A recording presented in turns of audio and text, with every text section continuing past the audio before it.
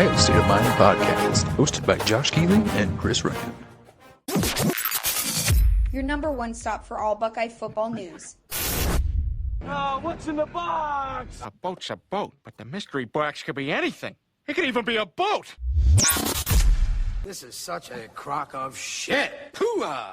The Ohio State of Mind podcast. Turn it up. And welcome back to another episode of the Ohio State of Mind podcast. As always, I am Chris. To my right is my hetero life mate, Josh. Josh, that quote in our intro from Al Pacino, can you tell me what movie that's from? Scent of a Woman, bro.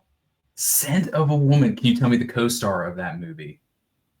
Oh, shit. No. He played Robin. Dude, I don't. Oh, man, it's gonna bother me now. Hold on. Well, I mean, that doesn't make for good radio. So just tell me. It's a very young Chris O'Donnell. Chris O'Donnell? Shut Very young Chris O'Donnell. I would never get that. I would have gotten Philip Seymour Hoffman before I got him. I believe that, but there are plenty of other hilarious quotes in that movie, but they probably wouldn't make. Probably get this video struck down, honestly. But it's been a week. We talked some Buckeye news last week.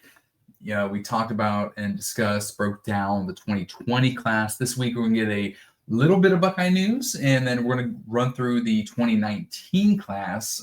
Josh, recap of your last week. Anything noteworthy, my friend? No, man, we got a great response last week. And shout out to Doug, by the way, in our chat last week, pointing out where Central State was.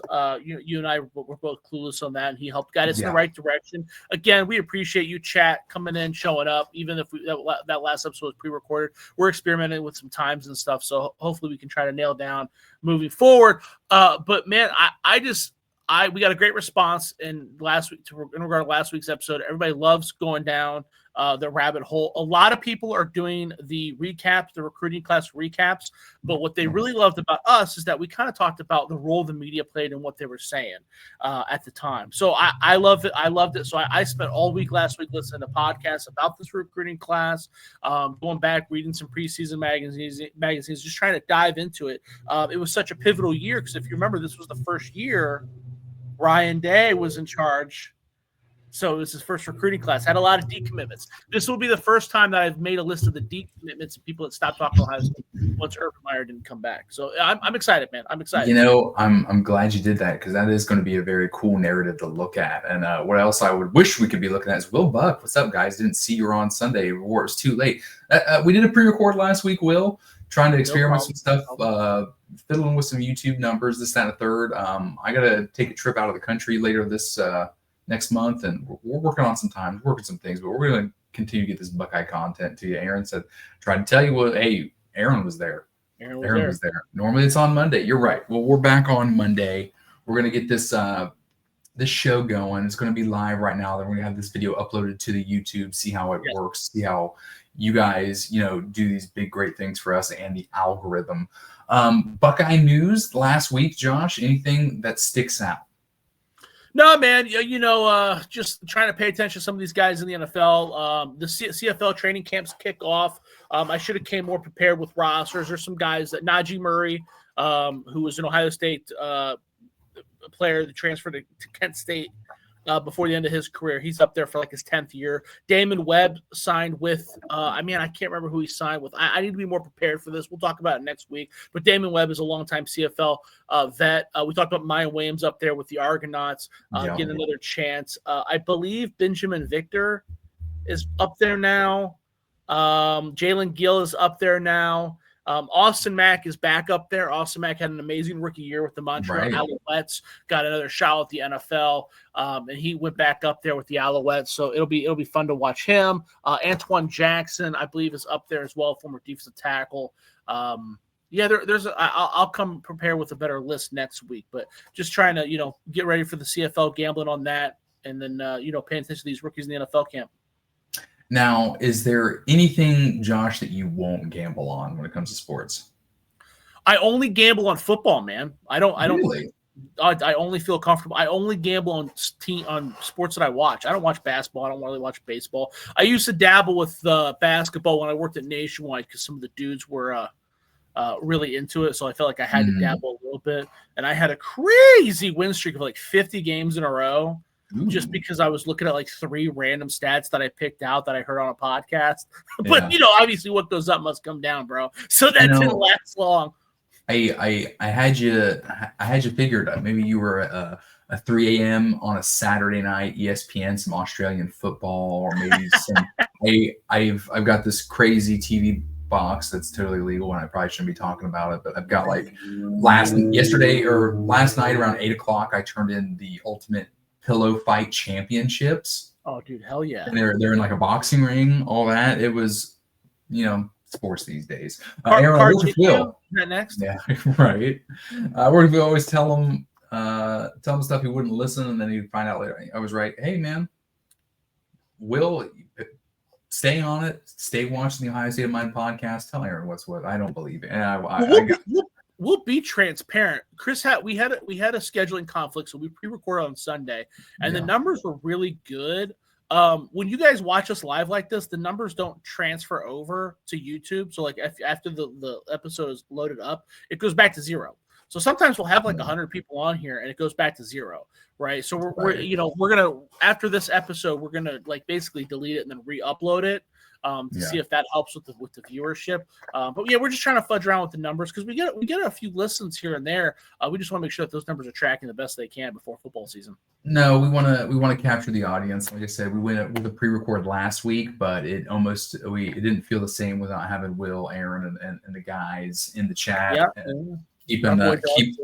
And Doug, and absolutely Doug as well. Will chimes in. Been hearing that the heat is up again on the Michigan drama. What do you think about that, Josh? Let's talk about that for a second before we dive in, because a lot of people message me about it every day. Okay. Things are happening. Chris and I have both talked about it. We've talked to people that are involved with it. Something is going to happen to Michigan. Now, some podcasts are out there saying that they're going to take away the national championship and vacate wins. They might vacate wins. They're not taking away the national championship. That's not happening. I stand firm. Yeah. Yeah, but they might. I don't think they're going to vacate wins either. I think it's far more likely that they take away scholarships and maybe do like a postseason ban. In today's day and age with the NIL, I don't know how much that's going to matter. Right. I don't know what's going to happen with Sharon Moore. I know Michigan likes him. I know that he wants to be there. I think that he's a good coach, but they might want to wash their hands of this whole situation. They had two. First of all, there's a couple different issues too, because they lied. They got busted lying to the NCAA multiple times, right? So at that point, because there's a portion of society or Michigan fans that believe nothing was proven against wrong. It doesn't necessarily. First of all, that's inaccurate. Second of all, at a certain point, it doesn't really matter because you've been busted lying, right? It kind of goes back to the institutional control. Second of all, there were like 2 people on staff at least that we know about. That's not counting the GAs that kind of got busted for borderline sexual crimes, allegedly. Yeah, allegedly. So it's like, I don't. That was a really gross staff that they had there. For a multitude of reasons. So they're going to get in trouble. I don't think that I bring up the sexual stuff because I feel like people forget about it. It's obviously not going to play a role in the suspension or anything like that. But yeah, something's going to happen. I don't know when, I don't know how, I don't know where. It's not going to be as harsh as Ohio State fans would like, but it's definitely going to be worse than Michigan fans think. Someone reached out to me today and said that there's some Michigan podcast trying to figure out if it's going to be 2 or 3 games that Sharon Moore suspended, and dude, you're fooling yourself if you think that that's all that guy's going to get. No, I agree. We'll see. Maybe I'm wrong. No, I agree. I think that this was all of us, for the last year, yourself and each and every other guest that's come on the pod here. It's like, hey, you know what? If it hadn't happened yet, it's not going to happen. It's going to be a nothing burger. Yeah, we've seen the 2 games for Sharon Moore. I think Michigan has showed their allegiance and loyal, and in turn, Sharon Moore has shown his loyalty to the university. He had a good season, yeah, and that for the team they put on the field that suited up week in, week out, he had a good season. At the same time, he showed his loyalty to the university, knowing that he's going to be this fall guy, and yeah, that's kind of how I see it. I would agree with that. Yeah, I would agree with that. Yeah, it's just interesting. The sign stealing thing, they also were getting busted working with other teams and sharing signs and stuff like that. They broke the rules. It is what it is. Ryan Day didn't, and he won a national championship, so I'm no longer allowed to wish him to be fired. And I don't. He won a national championship, so all is fresh in my eyes. But him losing to them after everything came out did them no favors. I mean, you guys pay attention to the media just as much as I do. I'm not fucking special, right? And all the podcasts and everybody was talking like, Ohio State's gonna, now that they don't have their signs, Ohio State's gonna beat the shit out of them. And they didn't. Now, and again, they didn't reinstall new signs, so they still had a good chunk of those signs. But still, that was the kind of the message that was out there in the media. So when they lost, it kind of dampened a little bit, and that hurts the NCAA, because the NCAA does that. They ride the momentum, they ride what the media is saying, they ride, they gauge the temperature in the room, if you will. So it didn't help. Didn't help at all. No, they definitely go with the ebbs and flows. Will chimes in, having a feeling there's more to the story than we know besides science. I'm sure there is. Will, and I'm sure that it's a multitude of different things that are factoring a decision that we assume is still to come. You initially jumped on here and said, "Hey, you've been hearing a lot of heat on Michigan again." I've been hearing, through the grapevine here and then about just money not being paid to a certain star-studded quarterback they brought in this year, and that was what I thought you were alluding to. I have not heard that. I don't really. The NIL thing is kind of a. I mean, you want to talk about it? You can talk about it if you. I mean, how can we say, hey, everyone, and when I say everyone, it's the media, it's Michigan backers, it's a Michigan alumni who come out and say, hey, you guys need the money. Here's the money. We'll put it on the table, $13 million. We sat here last season all year long. Ohio State's got a $20 million team. Well, here comes Michigan with 13 for a new talent, gunslinger under center. And a couple different outlets, a couple different Michigan outlets that I've seen is, hey, maybe there's a little bit of buyer's remorse from the individual because a number that was floated out there in the media wasn't accurate, nor has it been slid in an envelope across the table. But that, again, is all hearsay. Yeah, so there's a couple. I feel weird talking about it because it's just these NIL rumors. They're so hard. We know that the two people that talked about providing the funds to Bryce had them. We know that, yes. Right? That's different than the Florida situation with Rashada. Rashada, the guy that opened his fat mouth, didn't even have the money, right? I feel like Bryce is going to get paid. There is, the thing that fascinates me more about the Bryce Underwood story is that there's a part of it. There's a small percentage of the community that believes that maybe he's trying to create some drama so that he can pocket what money he did get and then transfer out. Or he's setting the table to where he can transfer out after this year. I don't think he wanted to go to Michigan. I think that was probably pretty clear and pretty obvious when he said no to Michigan, and then they came in and swooped in and offered him more money than Brock Purdy. You know what I mean? Yeah. All of a sudden, he went to Michigan. But what do I know, right? It's hard to be unbiased about that team. No, I wholeheartedly agree. We're not going to spend any more time on Michigan, Will, though we do appreciate the comment. Buckeye news, Josh got to it at the beginning. Doug chimed in. You can see Santonio Holmes there in the bottom right-hand corner. Santonio Holmes, he is on the new coaching staff at Central State, which is obviously a Division II HBCU. It is located in Wilberforce, Ohio. And, of course, it is led by former NFL and Florida State cornerback Tony Carter. So Tony Carter adds Santonio Holmes to the coaching staff. And like I said, we talked about it last week, but we both said, hey, it's good to have him back in the state of Ohio. We thought he would go back and stay and migrate in Florida like a lot of people do. But Josh, you've got an opportunity to go see Santonio Holmes. Yeah, man, that I might do that. That's not that,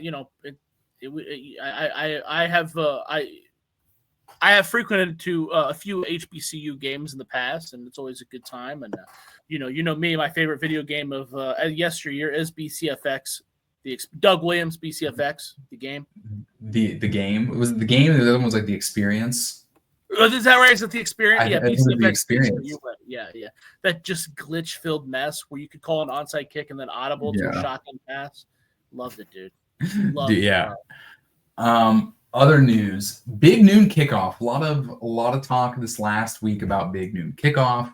They came out and said, "Hey, week 1, Ohio State, Texas, Big Noon kickoff on Fox." Then we hear that potential Ohio lawmakers are putting together a petition to not have the one of the biggest games of the season, the biggest game of week 1, without question, Ohio State versus Texas in the shoe at a different time than noon on that Saturday. And also then Big Noon and Fox came back and said, hey, it is a Fox kickoff. We didn't say anything about Big Noon. It seems like a lot of people are still up in the air about it. The fans are going to watch this game, whether it's in the shoe, under the sun, at their home. They're going to watch the game. How many of us fans, we'd like to sit and maybe plan our Saturday around a big game? Sure. Maybe they want it later in the evening. Maybe they want to, have their dinner, have their beer, and watch the game at a later time.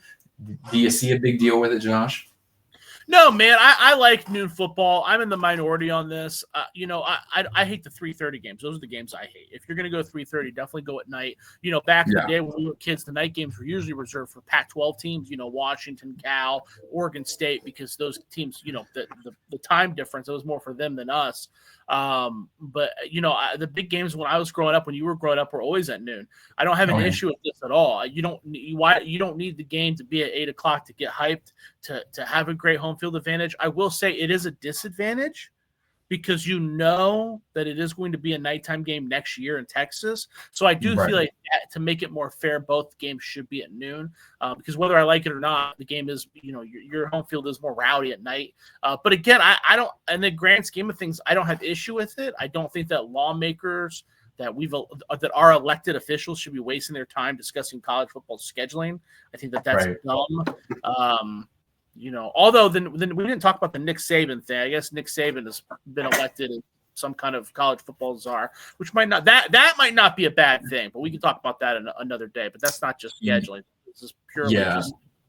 I've seen that through the grapevine. Will says, "Hey, true, we will watch, but wouldn't make Fox make more money?" They probably would. Ratings would probably equate to more views on a primetime game, but at the same time, I'm not a shareholder at Fox. And like Josh said, hey, we grew up, big games were on noon. And also when we grew up, we grew up watching Buckeye football on 10 TV, on the local CBS. When we would get a new game on ESPN, it was like, oh wow, the whole nation's watching this. And they were always playing someone garbage. It was the Northwestern game, the Central Michigan game. Yeah. Those were never big games. Certain aspects. That's why I love sports too, is because there's like revisionist history. I don't think that Fox would make more money if this game was at night, because the college football, when we were growing up, the big game was at noon. And then you had all the shitty games at night and stuff like that, because no one stayed at home Saturday night to watch football, right? And then the SEC and the ESPN was like, hey, let's just start to do games at night and see what happens, because the Big Ten just soaked up all the noon action. People were tuning into Ohio State. They were tuning into Ron Dane in Wisconsin, and they were tuning into Iowa and Michigan. That's what they were doing. The noon games that was it. And then now people are tuning in. They're making their Saturday nights about college football. And now you're seeing this shift where all the games are at prime time. Look at the schedule every week. Look at the schedule every week. Most of your big most of your SEC games are like at night now every week. You know what I mean? Yeah. So I do think that your noon games, the noon slates are usually, you guys play DFS as much as I do. Your noon slates of like the Power 5, it's like 5 games. It's like 5 games, dude. So there's going to be more. This is going to be the big game that everybody's going to avoid. There'll be 5 cool games at night. There always is, because that's the shift that we've seen scheduling wise. Eventually, it will shift back. I don't know when. I don't know how. The amount of channels and all that has made it extremely hard to predict. But eventually, it will shift back, just like everything does. But right now, everything is in that we're moving back to the 90s, where everything's moving. All the big games moving in the noon window. Well, I would also argue at the same time, you got to think about how many people, their only source, it wasn't a plethora of streaming services and online streaming, all things like that. You didn't have, these Saturday night games. One, people were doing things, and people that weren't doing things, they were sitting and watching their network sitcoms and their scheduled programs and the Saturday night movie, if you would, and that's that's definitely not a thing anymore. No, it's not. But everybody's competing for that nighttime spot. So no, absolutely. And I'm not complaining. I'm here on the West Coast. I can get all my nighttime games in at dinner, so it works for me. A lot of raves, a lot of talking from players, which is exciting. And we were both on the fence. I wouldn't say we're on the fence, but we were very slowly dipping our toe in the water of Matt Patricia being this defensive coordinator for Ohio State. But a lot of players have come out within the last week saying, hey, we love everything that Matt Patricia's done. We expected him to have this abrasive personality when he came in, and everyone's saying, hey, it's not what can you do for me, Matt Patricia's, hey, what can I do for you to get you to the next level, get you to be untapped to the potential that you have. And a lot of raves in the last week about Matt Patricia and Matt Patricia's coaching style. Even players coming out and saying, hey, we feel faster on the field having Matt Patricia on it. I don't know how that happens, but I'm with it. Yeah, so I never dipped my toe in. When they hired Matt Patricia, I dove into the deep end, bro. I thought it was a great hire. But some of it's because I'm being myopic about my viewpoints, right? I'm listening to people that know him in New England and kind of ignoring those that knew him in Detroit. We had Jeff Risson on, who I respect greatly, who knew him in Detroit when he was the head coach and he was taking on a lot of responsibility. And everything that Jeff says and writes, I believe, I would trust him with my life. With that said, is that he's not going to have that role at Ohio State. So there are some things that we need to kind of tailor back. I think he's going to be great at it. I do think, I think that these players can be bad because they're not going to be limited to the very scheme-specific assignments that Jim Knowles had, right? They're going to be able to read the ball and use their instincts a little bit better and have more freedom to do so, especially a guy like Caleb Downs. I think Matt Patricia was a great hire. I think we're going to see it work out. The defense is going to be worse. I want to be very clear about that.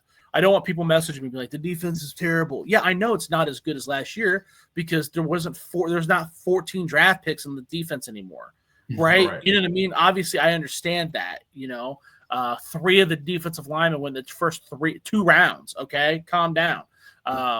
But I think that everybody's going to be really surprised by how great this defense is. Yeah, you are right. This is a defense that is, in fact, replacing 8 starters. Not just 8 starters. Most of them were fucking good.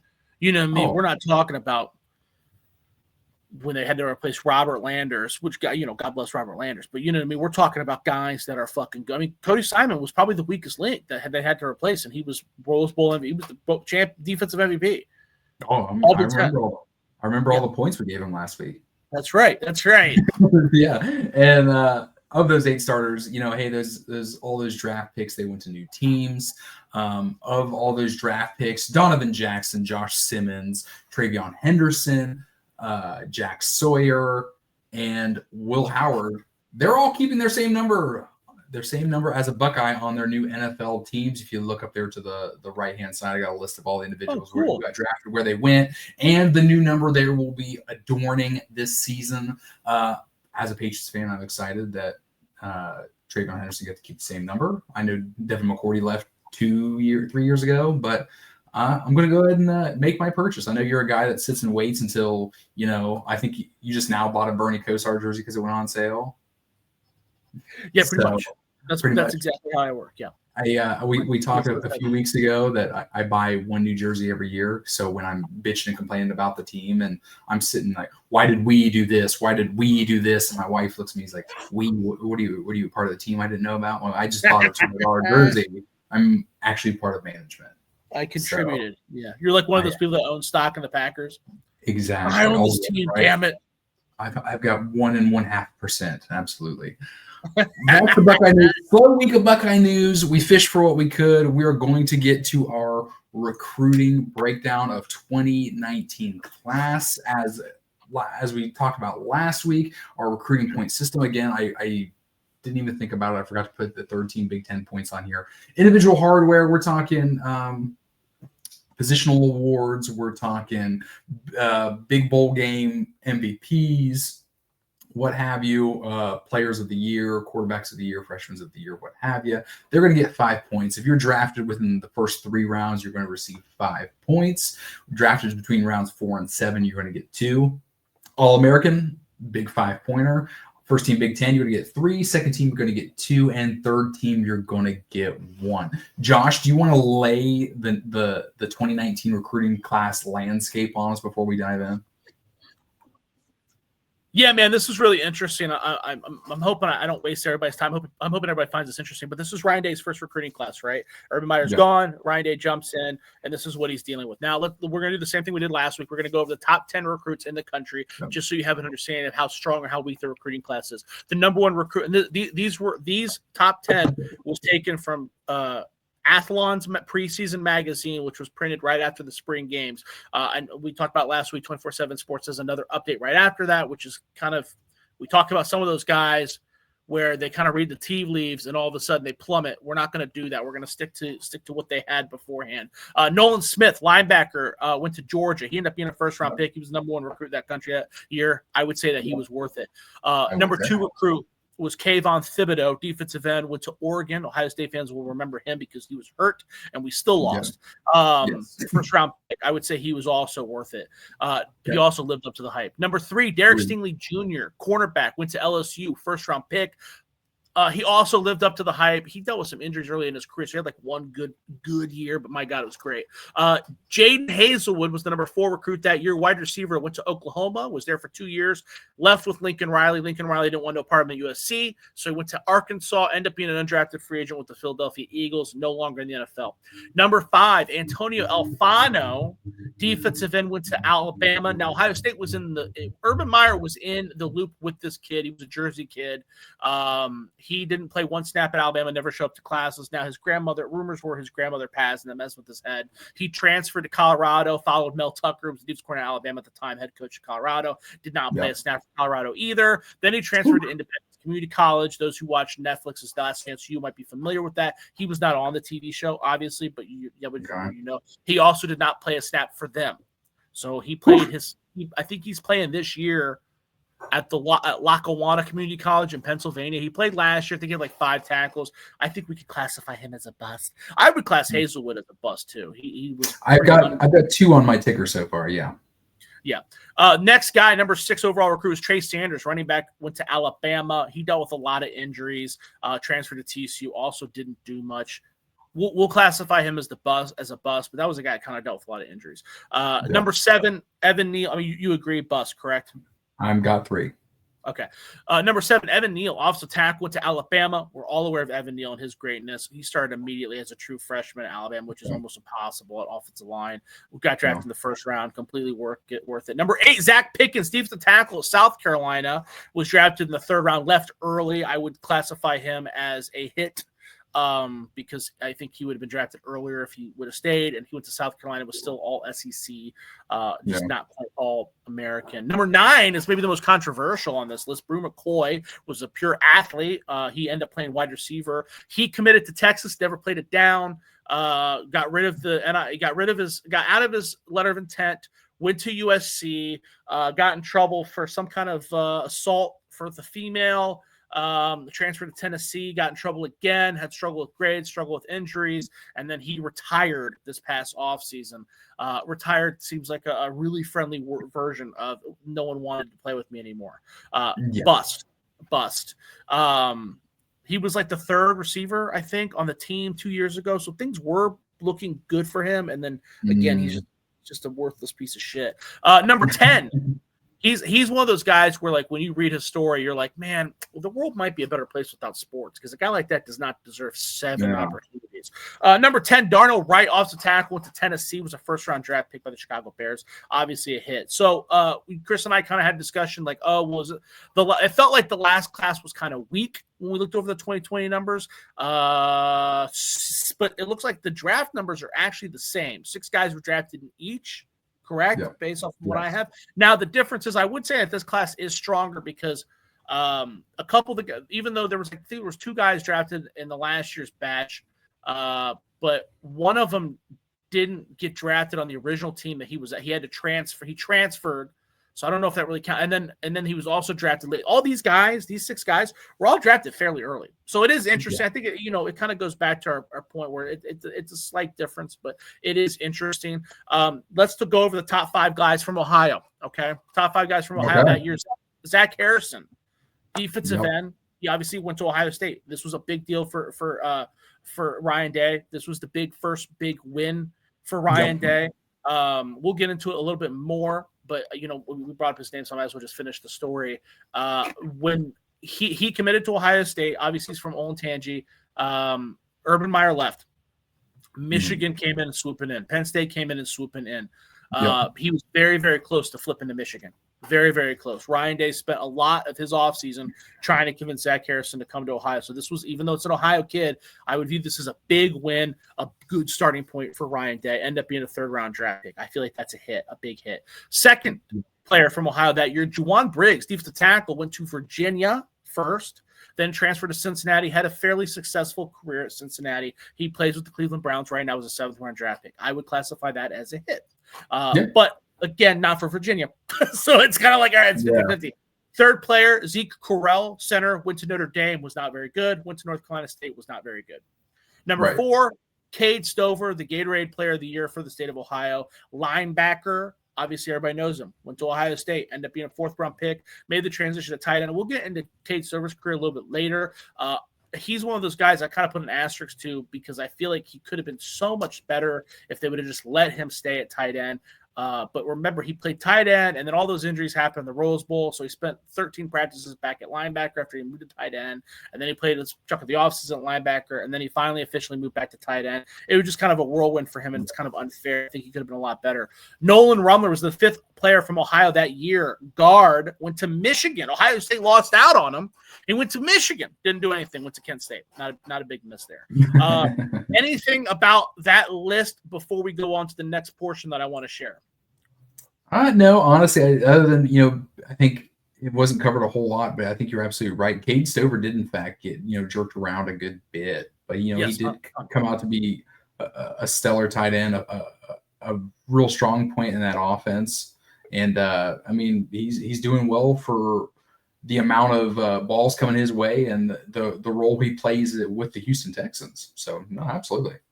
And I think that the class in Ohio was stronger this year than the 2020 season, if I remember. Only 2 guys got drafted. Yeah, I would agree. I didn't have the time to go crazy with the graphics this week. Schoolwork got in the way, but like you said, big hit in the state of Ohio. Yes. Ryan Day goes and grabs him. We got Zach Harrison. He ends his career. He was a first-team All-Big-Ten, 2-time second-team All-Big-Ten. He was drafted in the 3rd round with the 75th overall pick. We awarded him 12 points. Again, he was number 1 in the state, number 2 in the position, number 22 nationally. Yeah, Zach Harrison, a U.S. Army All-American kid, 5-star. He played immediately. Played a little bit as a true freshman. I think he even started 1 game, which is pretty big, right? He lived up to the hype. 100. A little frustrated. They thought those sack numbers would be higher. He wasn't a sack artist. Unfortunately, I know that a ton of that was Chase Young's last year, so they were really looking at Harrison as going to be the replacement for Chase Young, and he was, but he was definitely a different style, and slightly worse. Before we dive into the rest of the class, so I do want to point out too, if you go back and you listen, so this was a disappointing class for Ohio State overall. They were ranked 14th based on 24/7's rankings. That was the lowest ranking basically since Jim Tressel was the head coach at Ohio State. A lot of people were upset with Ryan Day and how his class turned out. I compiled a list of some of the people that were in the circle visiting Ohio State were committed to Urban Meyer and backed out once Ryan Day was the head coach. Antonio Fano never committed to Ohio State, but he was taking official visits to Ohio State under Urban Meyer. Urban Meyer left. He had no interest. Duan Mathis was committed to Ohio State for almost 2 years, ended up going to Georgia. Now, whatever. We'll summarize it after I go through these. Samson James, 4-star running back, ended up going to decommitted, went to Indiana. Kane Patterson, linebacker, 4-star linebacker, decommitted from Ohio State, went to Clemson. Daxton Hill, 4-star safety, 4-star cornerback, decommitted, went to Michigan. Jordan Battle, 4-star safety, decommitted, went to Alabama. Doug Nestor, 4-star guard, decommitted, went to Virginia Tech. Now, out of all these are classified as misses. If you go back and listen to any podcast from any Ohio State fan or even the national media, they're going to talk shit about. They're gonna act like Dwayne Mathis and Kane Patterson and Samson James are the next coming.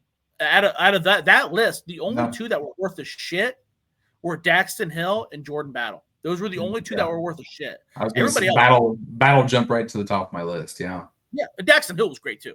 Daxton Hill was great at Michigan. That was a big miss. But all the rest of those guys, I mean, and remember too, Dwayne Mathis also, when he was visiting Georgia, the media was playing it out like, oh, he went down to Georgia and Georgia convinced him to go there because they knew Justin Fields was leaving.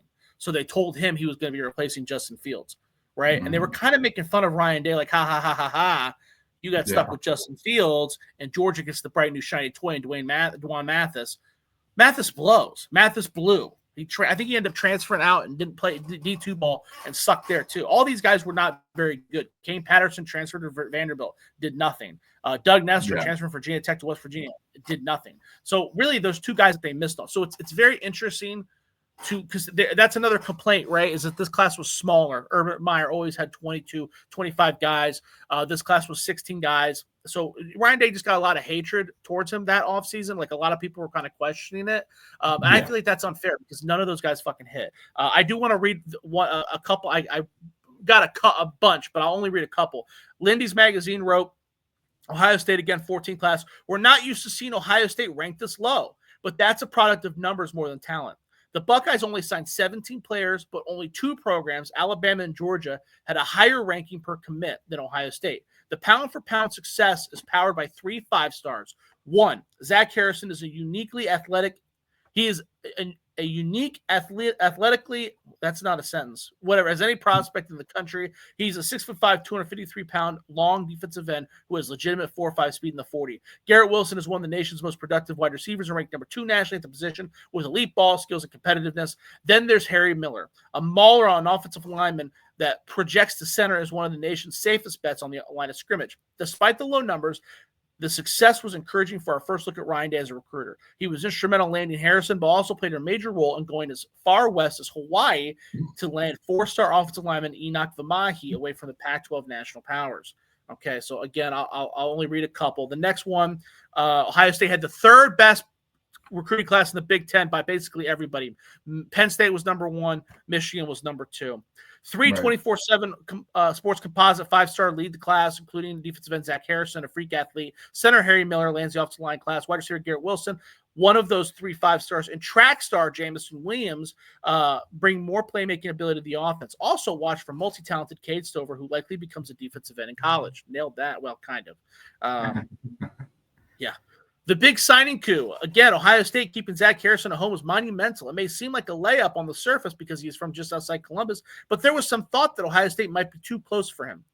Michigan and Penn State both made strong pushes for him, but the Buckeyes closed it with their win over the Wolverines late in the season, playing a factor. Losing a top in-state kid and one that talented to a conference rival would have been a tough blow, and Ryan Day and his staff kept that from happening. Another one, well, I'll read one more. This class represents the transition from Urban Meyer to Ryan Day, a head coach, but even before Ryan Day was named the successor, he did a lot of heavy lifting in this class. As an offensive-minded coach, he should be excited with skill position players like wide receiver 5-star Garrett Wilson and Jamison Williams, one of the fastest Big Ten signees. I got more, but we'll cut. We got to move this forward some, but you get an idea, right? Yeah. Then when we read over the 2020 recruiting class, there was a lot more names, but a lot more guys that didn't show up. All those guys showed up other than Harry Miller, right? Yeah. Harry Miller played. He just wasn't very good, and he had some mental health stuff that popped up.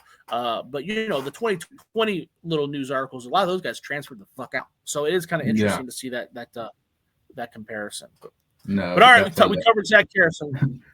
Zach, hey, Will wants to know, is Zach still in the league? Oh, yeah. Yeah.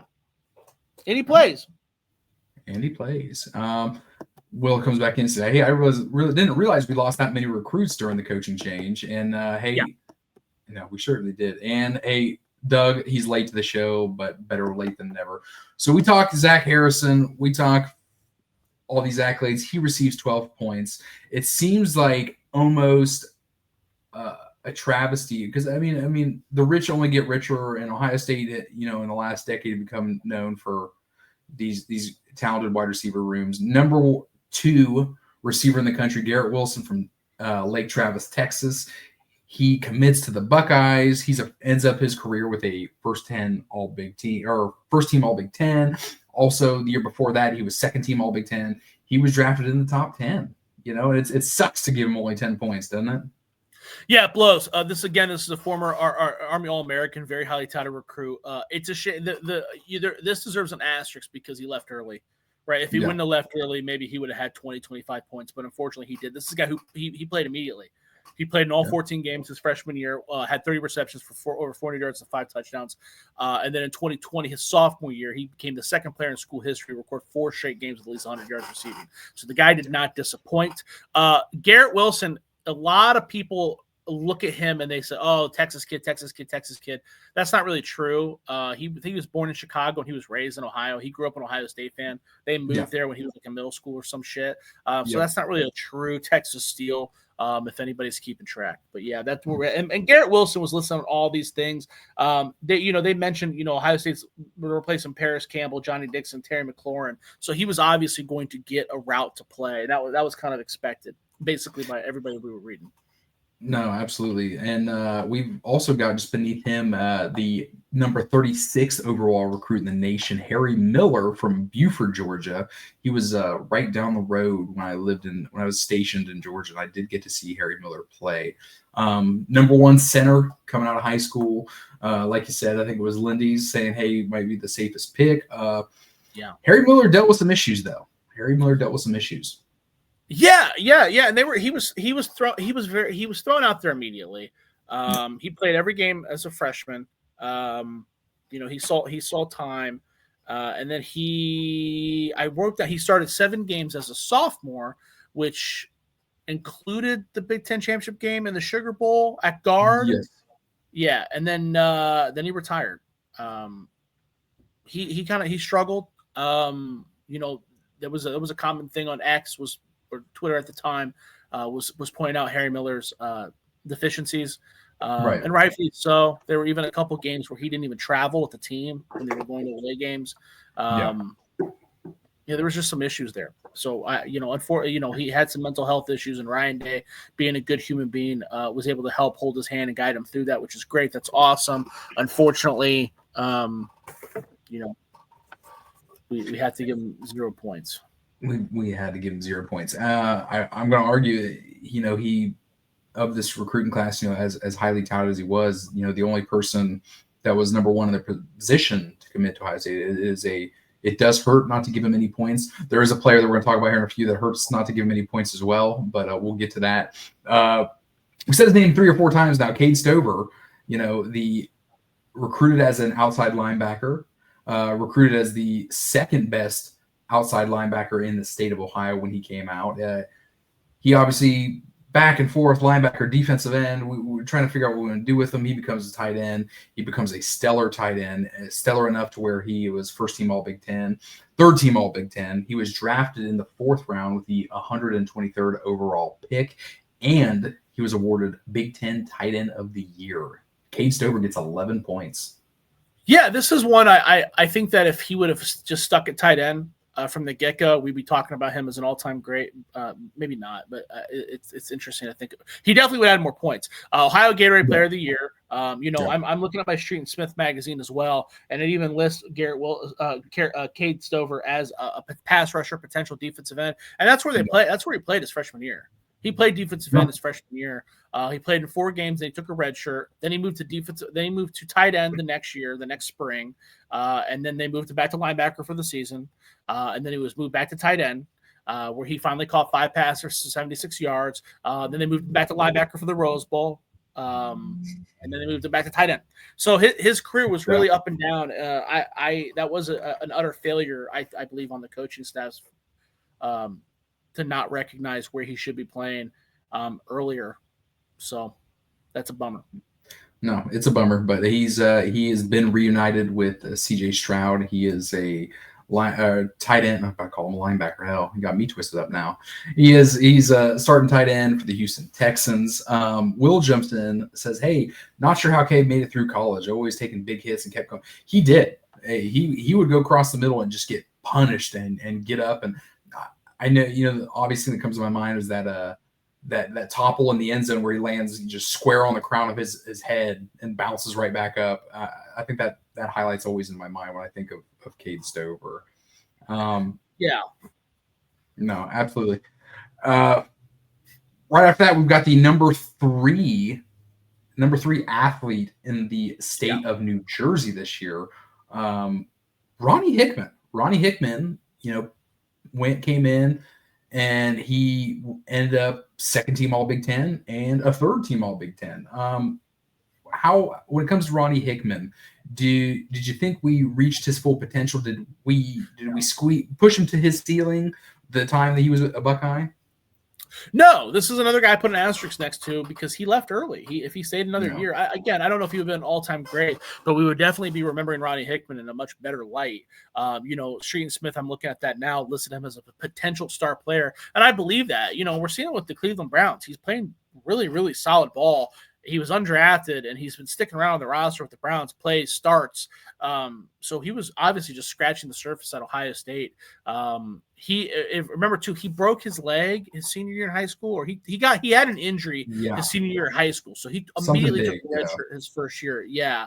And then he played in 5 games his sophomore year. Or his redshirt freshman year on special teams, had a couple tackles, and then he started every game the next year. He started every game as a redshirt sophomore, and he was great. And he started every game as a redshirt junior, and then he left.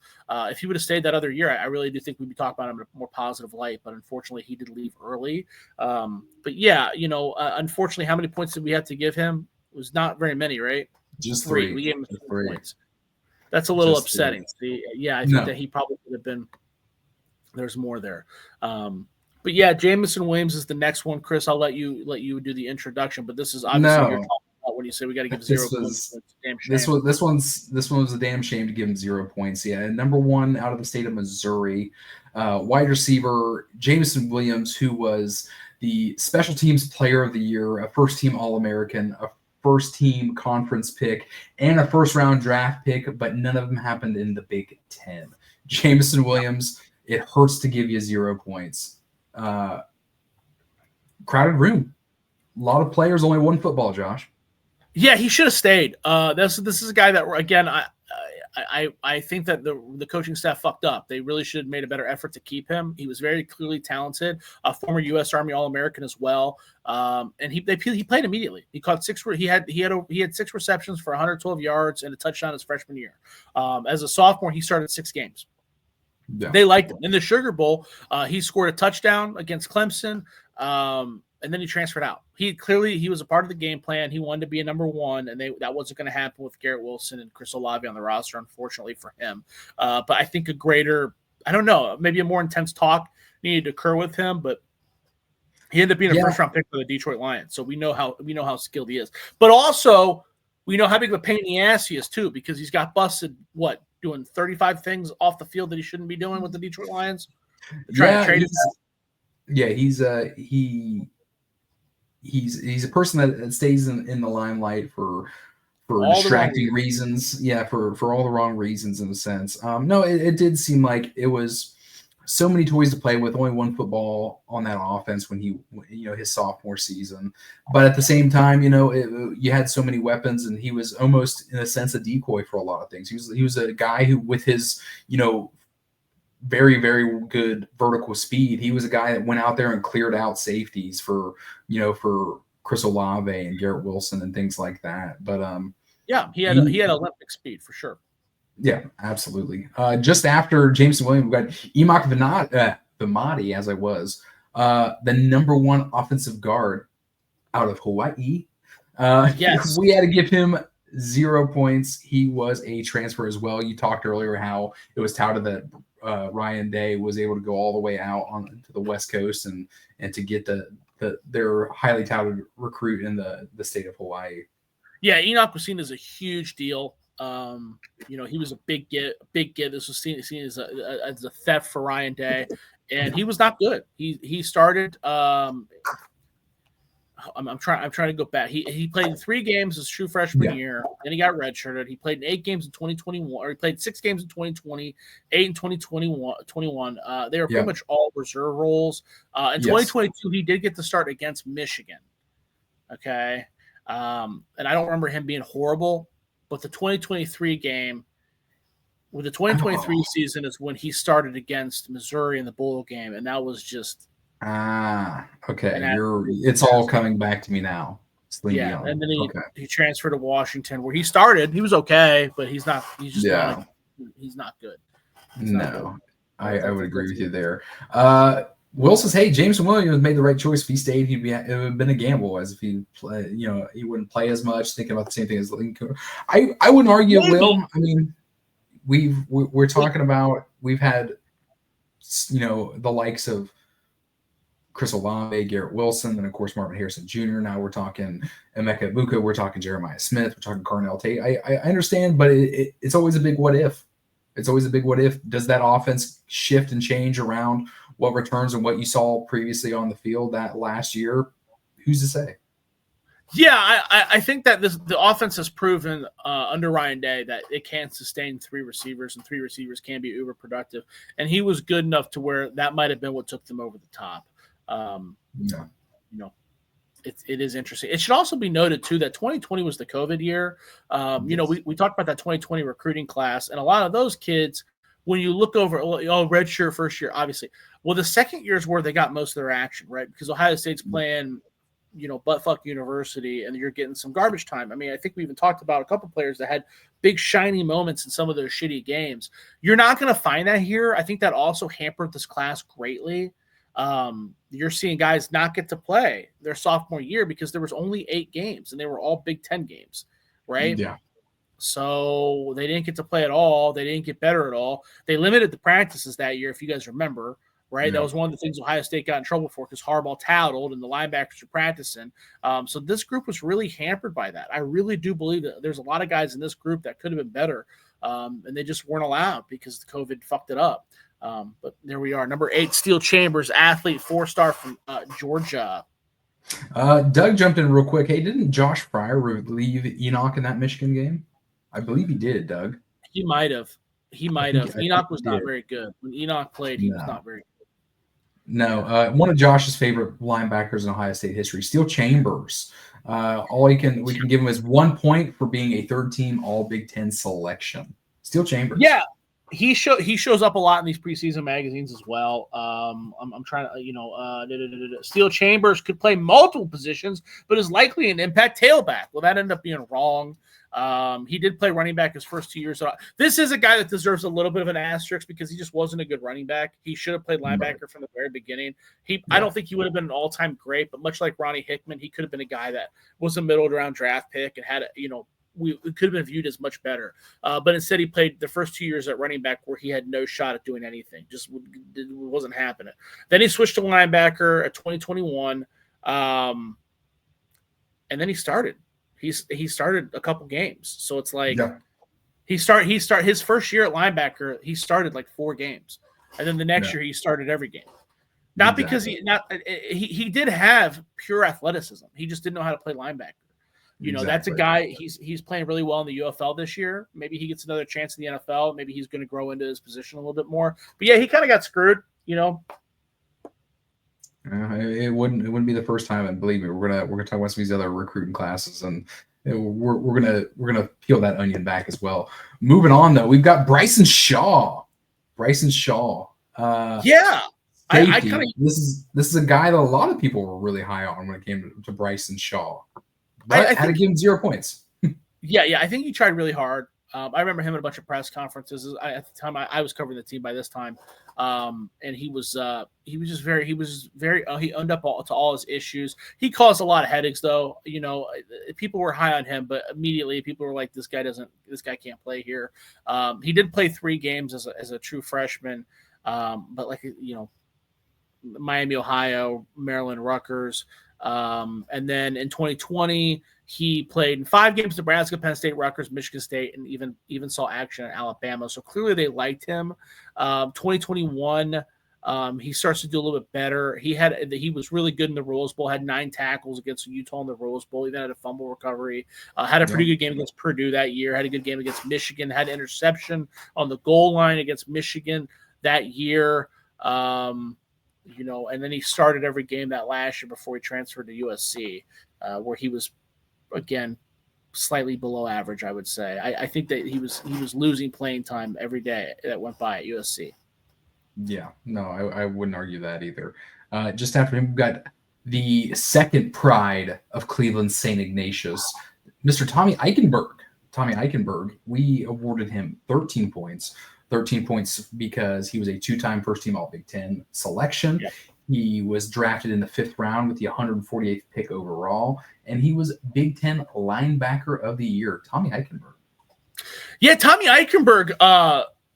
That he's an interesting one. This is a big Ryan Day win too, because Tommy Eichenberg was committed to Boston College. They were going to, like I said, they were going to bring in Kane Patterson. Kane Patterson left. Ryan Day switched it up, got Tommy Eichenberg in. Tommy Eichenberg ended up being a far superior linebacker to what Kane Patterson became at Vanderbilt. So yeah, big shout out to Ryan Day for snagging Eichenberg and continuing to stay at home. Got a red shirt his freshman year, but did see time in 4 games before getting that red shirt, and then was named a starter his junior year. And he was second on the team in tackles, defensive MVP of the 2022 Rose Bowl, had 17 tackles in that game. So, yeah, I mean, he was a very, very solid player for Ohio State, and I would say that was a big recruiting win for Ryan Day. No, I would agree. I said the second biggest pride of Cleveland St. Ignatius. Can you tell me the first? St. Ignatius. Oh, Brian Hoyer. Brian Hoyer. There he is. We're on the same page. Will chimes in. Tommy, the broken hand. Yeah, it seemed like he played most of his collegiate career with that club on his hand. No shit. I'm so glad that you picked up on Brian Hoyer. I love you for that. Right after that, right out of Mentor, Ohio, we've got Ryan Jacoby. He was the number 9 offensive tackle in the state of Ohio that year. He was a transfer. Yeah, got a redshirt 2019. He didn't play at all. He didn't play at all before transferring out to Pittsburgh. No. And no. I think he started at Pittsburgh, but again, very below average player. Yeah. Nothing big on that one. Right after Mr. Jacoby, we got Marcus Crowley. You guys remember him at running back from Trinity Christian Academy and from Jacksonville, Florida. 0 points. He was a guy who was always there. He got some garbage time carries here and there. But I put an Army acronym there at the very end, NSTR, just nothing significant to report. Yeah, this was the Florida Gatorade Player of the Year that year. This was a big gift for Ohio State. This was a big gift for Ryan Day to lock in. He was a guy, again, I put an asterisk next to because he suffered a lot of injuries. He blew out his knee. He blew out his knee as a true freshman. He played in 7 games as a true freshman before blowing out his knee. He came back in 2020, and he had a pretty good game against Maryland where he had 82 yards, and then he ripped off a 53-yard run against Northwestern, and then he blew out his knee again. So that was basically it for Marcus Crowley. So unfortunately, we do have to give him 0 points, but again, it would have been interesting to see what that guy could have done healthy because I don't think that he was terrible. Yeah, no, absolutely. Coming from the same high school as Ryan Jacoby, Noah Potter, defensive end. Yeah, Noah Potter. He played the 4 games as a true freshman, took a red shirt, and then he saw a little bit more action in 2020, actually got a couple tackles, and then he was done. He didn't play at all in 2021, transferred to Cincinnati, was not very good, transferred to North Carolina State. He was named a starter, I think, in the spring at North Carolina State. I don't remember. He signed a pretty large NIL deal at North Carolina State. I remember there being a significant amount of hype around him because it was him and another wide receiver, I think, that transferred to North Carolina State. So they were thinking, oh, there was going to be a resurgence there, and he didn't do anything there either. I should say he didn't do anything. He was a very below average player the entirety of his college career. Yeah. No, I can't argue that at all. The number 27th rated athlete in the class, Craig Young from Fort Wayne, Indiana, another transfer. Yes, transfer to Kansas. Craig Young came in as an athlete, 3-star athlete. Everybody kind of knew what he was going to be. He did play 14 games his first 2 years. He actually had a pretty decent game in 2021, his junior year against Michigan State, or I guess it was redshirt sophomore year. I think he had a tackle for a loss during, it wasn't a blowout yet. Yeah. And he played 12 games that junior year. He had a sack. He even had an interception, a touchdown. This was kind of a spring hero. This is one of those guys where every spring you'd hear about Craig Young's the perfect blitz guy. Craig Young's the perfect Buckeye or Buster. What was the stupid position? Silver Bullet. Bandit, the Silver Bullet, yeah. And it never happened. He transferred to Kansas and wasn't very good there either. I think he's with the Bengals. I do think he made it in the NFL. He kind of got moved around a lot. Maybe it's something where he didn't scratch the surface. I don't know. I wouldn't bet on him. I wouldn't bet on him doing anything. I just, it is what it is. No, it is what it is. And what it is another transfer. Jaden McKenzie, Wake Forest, North Carolina. He was the number 31 ranked defensive tackle in the country this year. Yeah. Another transfer. Yeah, transferred to East Carolina, where he was okay. I don't think he was like a big impact guy. I think he definitely started a few games. He saw some action as a true freshman, played in 2 games, played against Miami, right? Also played against Maryland. I think he played in games where they weren't blowouts yet, so they actually liked him. 2021, he played even more. He had 4 tackles against Rutgers with a forced fumble. That was probably his big game. 2022, again, he saw action in 7 games. Had a big game against Toledo, where he was just unmovable. Had a tackle behind the line of scrimmage. I think. He had 3 tackles that year, or that game against Toledo. He even had a couple crucial stops against Wisconsin and Michigan. So he was definitely in the plan. 2023, he played 9 games. Had a pretty big game against Indiana, Youngstown State, and Western Kentucky. But again, it was pretty clear that his ceiling was pretty limited to just the fact unmovable object. And he went back home to East Carolina. That's where he's from, anyway. So probably a good move for him. I do vaguely remember that. Josh, I want to let you get your roses here. Will comes in. Dang, Josh, do you have notes in front of you? Just remember all this stuff. Oh, dude, I got notes in front of me, bro. Don't worry about. No, it's not all coming from the old noggin. Some of it, most of it is. Aaron jumps. I assume he's talking about Craig Young. That spring game. All-American. Reminds me of C.J. Hicks. Last one we're going to get in here. That's a good example. That is. I'm sorry. What did you say? No, that is actually a very good example, Aaron. Last transfer we're going to talk about for this class here. Cremonte Hamilton, tight end from Tennessee. He was the 22nd overall recruit out of Tennessee that year. Another transfer. Yeah, but this isn't also a guy that it would have been interesting to see what would have happened if he would have stayed at one position. I know they moved him to defensive end at Ohio State immediately. Yes. He played. I don't think he played at all his freshman year. 2020, he did play in 5 games. Remember, there were only 8, and he played a little bit. Like, he had 3 tackles and a sack. Like, he played a few games. And in 2021, he played in 8 games. I think most of those were blowouts. And then he transferred to Memphis, where he was not very good. Memphis, I believe, played him both defensive end and tight end. They were switching back and forth there too. That would have been interesting to see what would have happened if he would have. I don't know. I don't think he was athletic enough to play tight end. He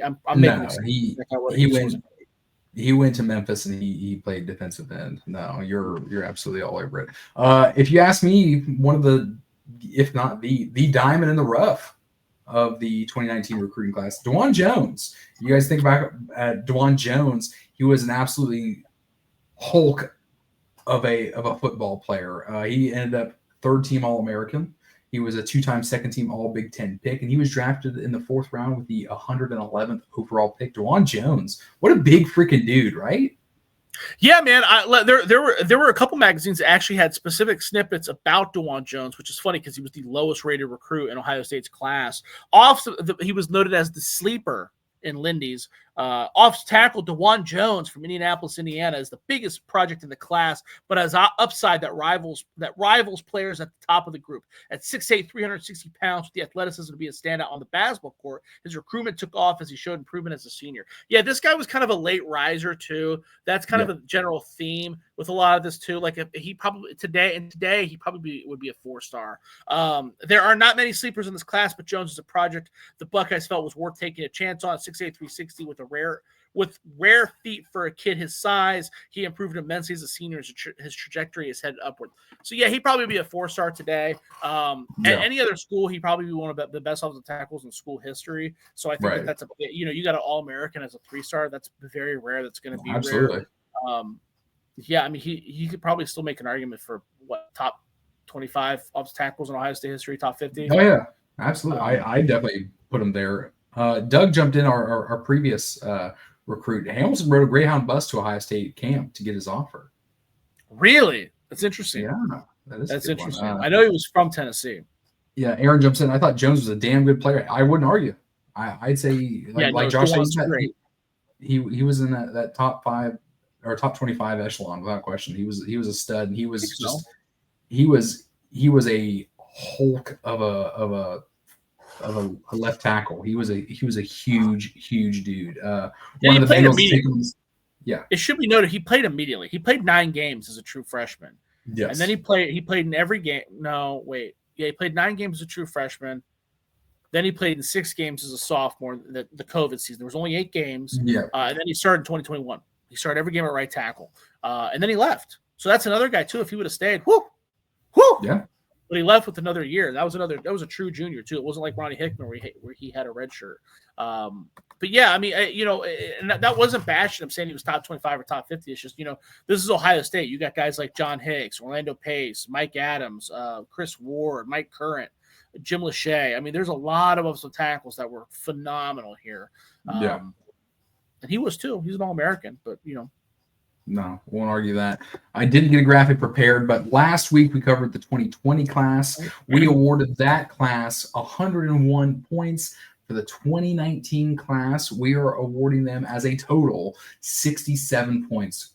We're talking a 33-point drop off here. Or even more. So you got 67 points? I thought it was only 61.